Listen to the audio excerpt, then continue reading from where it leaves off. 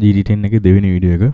ඒතකොට මේකෙන් කතා කරන්නේ මේ පැඩල් එකක් මිලදී ගන්නකොට අපි මොනවද බලන්න ඕනේ ගැන. බලන්න ඕනේ මොනවද කියලා. ඊට පස්සේ ආයේ මේ පැඩල් එක මේ ආබාධ ටිකක් තියෙනවා. කියන්නේ පැඩල් එක ටික කාලයක් පාවිච්චි කරනකොට මේ පැඩල් එකට ආවේනික ආබාධ ටිකක් තියෙනවා. ඒතකොට ඒවා මග ඇරව ගන්න කොහොමද? ඒක පිළිබඳව කතා කරා. ඒතර මුලින්ම මේ පැඩල් එක 2008 තමයි රිලීස් වෙලා තියෙන්නේ. එතකොට 2008 රිලීස් වෙච්ච පැඩල් එකක් දැන් අවුරුදු 20කට කිට්ටුයි. එතකොට බ්‍රෑන්ඩ් නිව් තත්ත්වයේ මේ පැඩල් එක තියෙනවා. එතකොට බ්‍රෑන්ඩ් නිව් ගන්න නැහැ. එතකොට ඒක හොඳට මතක තියාගන්න ඕනේ. මොකද ගොඩාක් ලංකාවේ තියෙන ව්‍යාපාරිකයෝ කරනවා මේ ජපානයෙන් ගෙන්නනවද ගිටාර් පැඩල් කියලා මේක විකුණනවා. එතකොට ජපානයේ පාවිච්චි කරනද මෙහි පාවිච්චි නොකරනද කියලා තමයි කියන්නේ. එතකොට එහෙම එකක් නැහැ. ඔය ගිටාර් පැඩල් අනිවාර්යෙන් මෙහි කොහේ හරි පාවිච්චි කළා තමයි තියෙන්නේ. එතකොට ලංකාවට හා සාපේක්ෂව පිටරට පාවිච්චි කරන දේවල් වල දූවිලි එහෙම නැහැ. මොකද අපි ගත්තොත් එimhe ලංකාවේ ඔයාලා අපි හැමෝම ලංකාවේ ජීවත් වෙනවා දන්නා මේ දූවිලි කොහොමද රස්නේ කොහොමද ඒ පිළිබඳ. එතකොට මේ ලංකාව වගේ නෙවෙයි පිටරටක මේවා ස්ටුඩියෝ වල පාවිච්චි වෙන්න පුළුවන්. එතකොට කොන්සර්ට් වල පාවිච්චි වෙන්න පුළුවන්. AC කාමරයක පාවිච්චි වෙන්න පුළුවන් එහෙම. එතකොට අපි නෑ අපි 3 piece one man. එතකොට 3 piece එකක් ගහන ගත්තා ලී ගිටාර දැම්මත් ඒක ගහනවා full band එකක් ගහන ගත්තා දානවා training දැම්මත් දානවා. එතකොට අපි practice කරන්නේ AC කරපු practice room එක නෙවෙයි සාමාන්‍යයෙන් අපි කොහෙන් හරි කාගේ හරි ගයක් හරි කාමරයක් හරි කුලියට අරගෙන එතන තමයි අපි practice room එක හදාගෙන practice කරන්නේ. එතකොට ඒ දූවිලි යන්න පුළුවන්. එතකොට අපි බෑග් එකේ තමයි මේ පැඩල් එක හැම වෙලෙම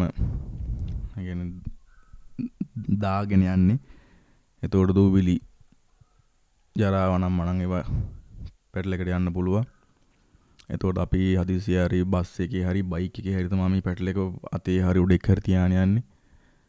එතකොට අපි මේ ලංකාවේ සංගීතය කරන කට්ටිය අපි කියන්නේ මේ GT10 පාවිච්චි කරන කට්ටිය ගොඩාක් පොසත් කට්ටිය නෙවෙයි. එතකොට මම අපි සාපේක්ෂව මම කියන්නේ අපේ මට්ටම. එතකොට අපේ මට්ටමේ කට්ටිය තමයි මේක පාවිච්චි කරන්නේ. ස්කූටර් එකක් තියෙන්න පුළුවන්, බයික් එකක් තියෙන්න පුළුවන්, 3 wheel එකක් තියෙන්න පුළුවන්. එතකොට ඒක ගිහිලා තමයි මේ පැඩල් එක ඔයාලා සෙටප් එක හරි දාගන්න. එතකොට මේ පිළිබඳව ගොඩාක් බලා ගන්න ඕනේ. මොකද මේකේ වොලියුම් කන්ට්‍රෝල් එකක් තියෙනවා. එතකොට වොලියුම් කන්ට්‍රෝල් එක අංශ 180කට තමයි මේක යන්නේ. එතකොට වොලියුම් කන්ට්‍රෝල් එක මේ ටික කාලයක් ගියාට පස්සේ වොලියුම් කන්ට්‍රෝල් එකේ සද්ද අඩු වෙනවා. කියන්නේ අපි සාමාන්‍ය ෆ්ලැට් තියලානේ ගහන්නේ. අපි ෆ්ලැට් තියලා ගහනකොට එක පාටම ඇහෙන්නේ නැතු වෙනවා. ආයෙක පාටම ඇහෙන්න ගන්නවා. එතකොට වොලියුම් කන්ට්‍රෝල් එකේ අන්නේ ආබාධය තියෙනවා. එතකොට ඒකට කරන්න ඕනේ අනිවාර්යෙන් වොලියුම් කන්ට්‍රෝල් එකක් දාන්න ඕනේ. ඊට පස්සේ ආයේ පැරාමීටර් 4ක් තියෙනවා. ওই පැරාමීටර් 4 අංශක 360ටම හැරගෙන්න තමයි තියෙන්නේ. හරි. ඒතකොට ටික කාලයක් ගියාට පස්සේ ওই පැරාමීටර් වල අපි ටෝන් හදද්දී එතකොට EQ එක හදාගන්න ওই පැරාමීටර් වලින්. ඊට පස්සේ අපි බෑන්ක් වලට යන්නේ පැරාමීටර් වලින්. එතකොට එහෙම කරනකොට පැරාමීටර් පාවිච්චි වෙලා පැරාමීටර් ඉවරයක් නැතුව දිගටම යනවා. ඒ කියන්නේ පැටල් එක අපි හිතමුකෝ දැන් අපි ටෝන් එක එකේ ගහන ටෝන් එක අපි යනවා දෙකට.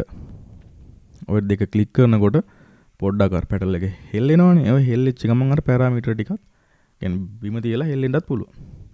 එතකොට අනිවාර්යෙන් බලලා ගන්න ඕනේ ওই පැරාමීටර් ටික වැඩ කරනවා. කියන්නේ පැරාමීටර් වල ආබාධයක් තියෙනව නැද්ද කියලා අනිවාර්යෙන් හොඳට කාරකලා බලලා චෙක් කරලා ගන්න. ඊට පස්සේ තමයි එතකොට ආයේ තියෙනවා බටන් කියන්නේ මේ ලයිට් පත් වෙන බටන් තියෙනවා. පේලියට මම ඒවා ගණන් කරලා නැහැ. එතකොට ඒ වගේ 20ක් වගේ තියෙනවා. එතකොට ඒවා එකකින් එක ක්ලික් කරලා බලන්න ඕනේ ඩැමේජ් එකක් තියෙනවද? කියන්නේ බටන් එක වැඩ කරනවද නැද්ද කියලා. එතකොට මම දැන් අවුරුද්දකට විතර කලින් ලීඩ් පැටල් එකක් يعني GT10 එක මම මිලදී ගන්න ගියා. කිසිම ප්‍රශ්නයක් නැහැ. රුපියල් 60000ක් කියලා තමයි කිව්වේ.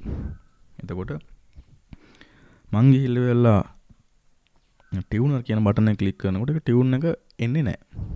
ඊට පස්සේ යා කියනවා ටියුන් එක එන්නේ ඒ බටන් එක ක්ලික් කළා නෙවෙයි. මම කිව්වා ඉතින් මට දැන් ඒක යට තේරුම් ගන්න බෑනේ. ඊට පස්සේ මම ඒක අතහැරලා දාලා ඉවරලා හිටියා. ඒතකොට ඔයාලත් වගේ තමයි මේ පැටල් එක අවුරුදු 20ක් විතර බලන්න අනිවාර්යෙන් පැරාමීටර් 4යි වොලියුම් කන්ට්‍රෝල් එකයි අපේ මේ ටෝන් ඉෆෙක්ට් දාගන්න බටන් ටිකයි. එතකොට අපි පැටල් කරන 1 2 3 4 කියන එකයි කන්ට්‍රෝල් 1 2 කියන එකයි බෑන්ක් අප් එකයි බෑන්ක් ඩවුන් එකයි වොලියුම් කියන්නේ පුට් පැටල් එකයි අනිවාර්යෙන් පාගලා බලන්න වැඩ කරනවාද කියලා. එච්චරයි මේකේ කියන්නේ ගන්න කොට බලන්න තියෙන එච්චරයි. ඒ ටික වැඩට මොකද අපිට මේ කොහෙවත් මේ පැටල් එක අස්සට රිංගලා මේ නට් බුරුල් කරලා බලන්න දෙන්නේ නැහැ. ඒතකොට එයාලා කියන්නේ උඩින් බලන්න කියලා. එතකොට ඒ ටික තමයි උඩින් බලනවා නම් බලන්න තියෙන්නේ. එතකොට බලන්න පොඩ්ඩක් මේක සේවිස් කරලා තියෙන. එයාගෙන් අහන්න සේවිස් පැටල් එක ගන්නවා නම් ඒ ගන්න එක්කනගෙන් අහන්න පැටල් එක සේවිස් කරලා තියෙනවද? පැටල් එක මොනවා රිපෙයාර් එකක් කරලා තියෙනවද? එහෙම කියලා අහන්න. ඒ ෂුවර් එකක් කරගෙන ඊට පස්සේ ලංකාවේ මිලදී ගන්නවා නම් සාමාන්‍ය හොඳ මේ ෂොප් ටිකක් තියෙනවා. හරි වගකීමක් තියෙන ෂොප් ටිකක් තියෙනවා. ඒ වගේ මිලදී ගන්න. එහෙම නැතුව හිතුමනා අපිට මම දැකලා තියෙනවා Facebook එකේ සමහර ගෲප් වල තියෙනවා GT10 පැටල් එක රුපියල් 45000යි 50000යි ඔය අතර ගණන් වලට තියෙනවා ඔරිජිනල් පැක් කියලා කියනවා. ඒතකොට ඔරිජිනල් පැක් එකක් නම් පැක් එකකුත් රුපියල් 10000ක් 15000ක් අතර මුදලක් එනවා ලංකාවේ දැනට. එහෙනම් බලන්න මේ පැක් එක ඔරිජිනල් පැක් එකේතර පැක් එක රිපෙයාර් කරලා තියෙනවා කියලා බලන්න. ওই ටික තමයි GT10 එක මිලදී ගන්නකොට බලන්න ඕනේ. එතකොට අපි මේ ආබාධ ගැන කතා කරොත් එහෙම අර මම කිව්වා වොලියුම් කන්ට්‍රෝල් එකේ ආබාධයක් ඇති වෙනවා කියලා. එතකොට වොලියුම් කන්ට්‍රෝල් එකේ ඇති වෙන ආබාධයට පිළියමක් තියෙන්නේ වොලියුම් කන්ට්‍රෝල් එක උඩරිම තියන්න. ඒ කියන්නේ අපි දැන් ෆ්ලැට් තියලානේ ගහන්නේ. ෆ්ලැට් තියලා ගහන්න නැතුව වොලියුම් කන්ට්‍රෝල් එක උඩරිමෙම තියලා ගහන්න. එතකොට සද්දේ අඩු වැඩි වෙන්නේ නැතුව අපිට අපි කරන මේ ජොබ් එක කරගන්න පුළුවන්. ඊට පස්සේ